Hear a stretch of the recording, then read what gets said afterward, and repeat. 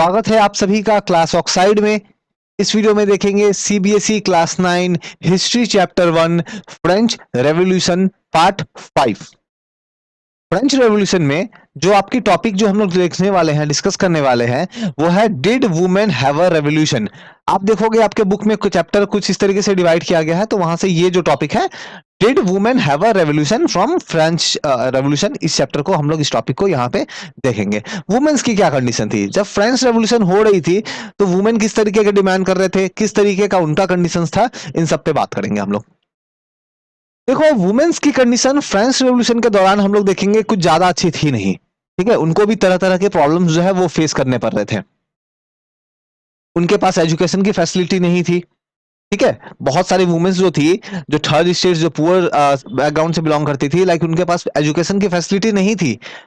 जो थोड़े rich family से बिलोंग करती थी, जो नोबल्स या क्लर्जीज के फैमिली से बिलोंग करते थे, उनके पास राइट था। ठीक है, लेकिन जो पुअर थे उनके पास में इस तरह की कोई भी राइट नहीं थी। तो बहुत सारे वुमेन्स लगातार अपनी डिमांड्स को जो है, अपने डिमांड्स को जो है वो उसके लिए प्रोटेस्ट कर रहे थे कि उनकी लाइफ जो है वो थोड़ी सी बेटर हो। वुमेन्स के पास वोटिंग का राइट भी नहीं था। तो जब बाद में हम लोग देखेंगे 1791 में मोनार्क को हटा करके जब वहां पे कॉन्स्टिट्यूशनल मोनार्की आएगी, बाद में जब वहां पे हम लोग देखेंगे जब रेवोल्यूशनरी गवर्नमेंट आएगी, तो इस गवर्नमेंट से वुमेन्स को थोड़ी सी होप थी कि ये जो गवर्नमेंट है, रेवोल्यूशनरी गवर्नमेंट जो है, ये वुमेन्स के कंडीशन के लिए कुछ करेगी। तो इन्होंने क्या किया, जो वुमेन्स जो थे वो लगातार जो है इनके सामने डिमांड कर रहे थे, रेवोल्यूशनरी गवर्नमेंट के सामने इनको प्रेशराइज करने का ट्राई कर रहे थे। क्यों? ताकि ये जो गवर्नमेंट जो है ये वुमेन्स की कंडीशन को इंप्रूव करने के लिए कुछ स्टेप्स ले। ठीक है, कुछ स्टेप्स ले, क्योंकि हम लोग देख ही रहे हैं एजुकेशन का फैसिलिटी नहीं है। ठीक है, ज्यादातर वुमेन्स जो है वो अपने घरों में काम करती थी। थोड़े बहुत वुमेन्स जो बाहर काम करते थे। ठीक है, जैसे वर्किंग वुमेन तो कम थे। अब इसमें जो वर्किंग वुमेन जो थोड़े बहुत बाहर काम करते थे, क्या काम करते थे वो, तो वो थे सर्वेंट, है ना, या फिर लेबर, या फिर फ्रूट सेलर, या फिर फ्लावर सेलर। बहुत छोटे कपड़े धोने का काम करना, बहुत छोटे लेवल का काम ये लोग जो है, ये वुमेन्स जो है ये कर रही थी। अब प्लस इनको अपने घर को भी जो है, अपने बच्चों को लुक आफ्टर करना, है ना, अपने घरों में जो है कुकिंग करना या अपने घरों की सफाई करना, इस तरीके का जो है काम इनको करना पड़ रहा था। अब वेजेस वेजेस इनको मैन के कंपेयर में कम दिया जाता था। मतलब जो वुमेन को एजुकेशन मिल रहा है उसकी भी लाइफ ऐसी नहीं कि बहुत अच्छी थी।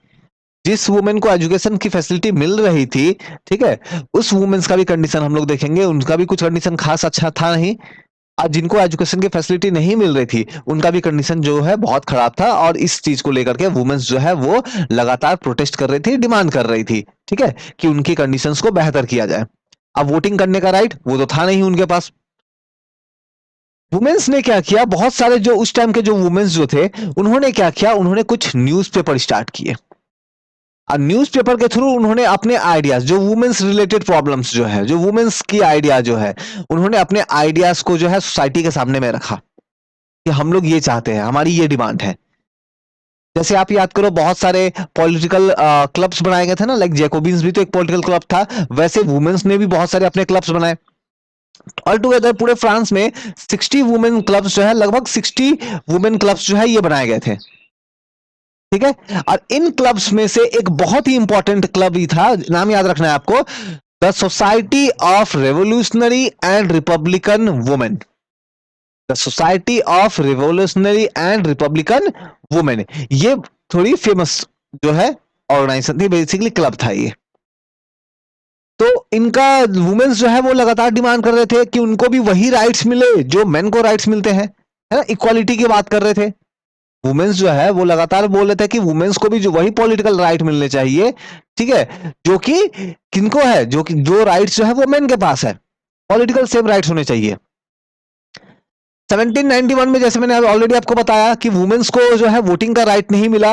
वुमेन्स इससे बहुत डिसअपॉइंटेड हो गए और ये डिमांड करने लगे कि इनको भी राइट का वोट टू राइट मिले, है ना, कि मतलब वोट करने का अधिकार इनको भी ले, ये लोग भी वोट कर पाए। सिर्फ इतना ही नहीं, ये वोट करने का तो राइट मांग ही रहे थे, इसके साथ ही ये डिमांड कर रहे थे कि इनको भी अपॉर्चुनिटी मिले कि ये भी क्या हो, लेजिस्लेटिव, ये भी असेंबली में जाकर के इलेक्ट हो, और इनके पास भी कुछ पॉलिटिकल पावर है, पॉलिटिकल ऑफिसेस है। मतलब वुमेन्स चाहती थी कि इनको वोटिंग का राइट मिले, वुमेन्स चाहती थी कि इनको फ्रांस को चलाने में, फ्रांस को कंट्रोल करने में जो इम्पोर्टेंट असेंबली जो है, वहां पे इनका भी रोल हो, वुमेन्स का भी रोल हो, क्योंकि उस टाइम में सिर्फ मैन ही जो है इस चीज को देख रहे थे। तो ये सब डिमांड इनका था, और इन सब डिमांड के थ्रू यहाँ पे देखेंगे इस तरह के ग्रुप जो the society of revolutionary Republican women, इस तरीके के ग्रुप जो है इन सब बातों को सामने रख रहे थे। तो ये जो ग्रुप है the society, the revolutionary government जो है, इन्होंने वुमेन्स की डिमांड को देखते हुए कुछ स्टेप्स लिए। ठीक है, ऐसा नहीं कि कुछ स्टेप्स नहीं लिया, कुछ स्टेप्स इन लोगों ने भी लिए। जो रेवोल्यूशनरी गवर्नमेंट जो है, इन लोगों ने कुछ लॉज बनाए जो कि वुमेन्स को लेकर के, वुमेन्स की लाइफ को इंप्रूव करने के लिए थोड़े से जो है आप बोल सकते हो अच्छे थे। जैसे इन लोगों ने काफी सारे स्टेट रन गवर्नमेंट, जो है स्टेट रन स्कूल स्टार्ट किए। स्टेट रन स्कूल का मतलब है सरकारी स्कूल, गवर्नमेंट स्कूल, ऐसे स्कूल जिनको जो है गवर्नमेंट फंड देती थी। और फिर वहां पे वुमेन्स को जो है पढ़ने के लिए इनकरेज किया, है ना, वुमेन्स के लिए इस तरीके की स्टेट रन स्कूल स्टार्ट किए। लॉ ये बनाया गया कि स्कूलिंग कंपलसरी है सभी गर्ल्स के लिए। पहले गर्ल्स में बहुत लिमिटेड नंबर ऑफ गर्ल्स जो है, सिर्फ उनको ही वोटिंग का, सिर्फ उनको ही जो एजुकेशन का राइट मिला था। लेकिन अब इन लोग ने लॉ बनाया कि सभी गर्ल्स के लिए एजुकेशन लेना इंपॉर्टेंट है, स्कूलिंग करना इंपॉर्टेंट है, कंपलसरी है। तो ये ऑफकोर्स अच्छा है, एजुकेशन लेवल इनकी इंक्रीज होगी। पहले क्या होता था कि जो वुमेन्स जो थी, उनका लाइक अगर एजुकेशन अगर हो गया, एजुकेशन होने के बाद में उनकी फैमिली जो है उनकी मैरिज अरेंज कर देते थे, तुरंत शादी करवा देंगे। या फिर जिनका एजुकेशन नहीं भी हुआ, उनके भी फैमिली जो है वो फोर्सफुली अपने अकॉर्डिंग जो है वो मैरिज करवा देते थे, चाहे वुमेन की मर्जी हो या ना हो। इसको बैन किया गया। अब ये सिस्टम लाया गया कि वुमेन्स जो है वो अपने खुद के हिसाब से जो है वो मैरिज कर सकती है ना, उसको फोर्स करके जो है उसके फैमिली की तरफ से फोर्स करके उसको मैरिज करवाना ये अलाउड नहीं था। मैरिज को कन्वर्ट कर दिया गया कि मैरिज को बताया गया कि प्रॉपरली मैरिज को रजिस्टर किए जाने लगा। ठीक है, सिविल लॉ के अंदर में। ठीक है, और मैरिज जो है वो प्रॉपरली एक सोशल कॉन्ट्रैक्ट के थ्रू होने लगा। मतलब ये है कि वुमेन्स को अब जबरदस्ती उनकी मैरिज, क्योंकि देखो जब रजिस्टर होंगे, है ना, वुमेन्स की मैरिज जब रजिस्टर होगी, तब तो वहां पे जब जहां पे रजिस्ट्री करवाने के लिए जाएंगे वुमेन कोर्ट में, तो कोर्ट में तो वुमेन से सवाल पूछेंगे कि बताओ आपको कहीं जबरदस्ती तो आपकी शादी नहीं करवा रही है, मैरिज नहीं करवा रहा है। ठीक है, तो वुमेन्स वहां पे तो बोल सकती है, तो इसीलिए यहाँ पे देखेंगे इनसे उनकी लाइफ जो है थोड़ी सी बेटर हुई। पहले जो है डाइवोर्स लीगल नहीं था। ठीक है, डाइवोर्स लेना लीगल नहीं था, तो डाइवोर्स को भी लीगल बनाया गया। अब मैन और वुमेन दोनों चाहे तो डाइवोर्स ले सकते हैं, पहले ऐसा कुछ नहीं था। इसके साथ देखेंगे कि पहले ना वुमेन्स को ट्रेनिंग लेना अलाउ नहीं था। मान लो कोई वुमेन क्या चाहती है, वो चाहती है पेंटर बनना, तो वो पेंटर बनने के लिए वो पहले उसको तो कुछ ट्रेनिंग वगैरह लेना होगा कहीं किसी स्कूल में जा करके। अब वहां पे ट्रेनिंग ले करके फिर बाद में वो मान लो पेंटर बनेगी और अपना पेंटिंग्स को सेल करेगी, या फिर वो अपनी स्कूल खोले, जो भी करे, तो इसके लिए तो ट्रेनिंग चाहिए ना। तो ये ट्रेनिंग लेना जो है उनके लिए अलाउड नहीं था, वुमेन्स के लिए अलाउड नहीं था। तो ये भी अलाउ किया गया कि हाँ आपसे वो ट्रेनिंग भी ले सकती है, और ट्रेनिंग लेकर के अब चाहे तो वो आर्टिस्ट बने या फिर अपनी छोटी सी बिजनेस स्टार्ट करे, तो ये सब चीजें जो है अलाउ किए गए। ठीक है, तो वुमेन्स को लेकर के रेवोल्यूशनरी जो गवर्नमेंट जो थी, उन लोगों ने कुछ स्टेप्स लिए। ठीक है, तो आप ये सब स्टेप को आप लिख सकते हो। ठीक है, now even after these reforms still there are many instances of inequality. क्या ये रिफॉर्म्स लेने के बाद वुमेन्स की कंडीशन एकदम अच्छी हो गई? ऐसा भी नहीं था। वुमेन्स का कंडीशन जो है ठीक है थोड़ा सा इंप्रूव हुआ, लेकिन क्या बहुत अच्छी हो गई, मैन के इक्वल में हो गई? नहीं, ऐसा नहीं था। वुमेन्स का कंडीशन अभी भी मैन के कंपेयर में लो ही था, खराब ही था। तो इसीलिए वुमेन्स रुके नहीं, वो लगातार इक्वल पॉलिटिकल राइट्स के लिए वो लगातार फाइट करते रहे, स्ट्रगल करते रहे।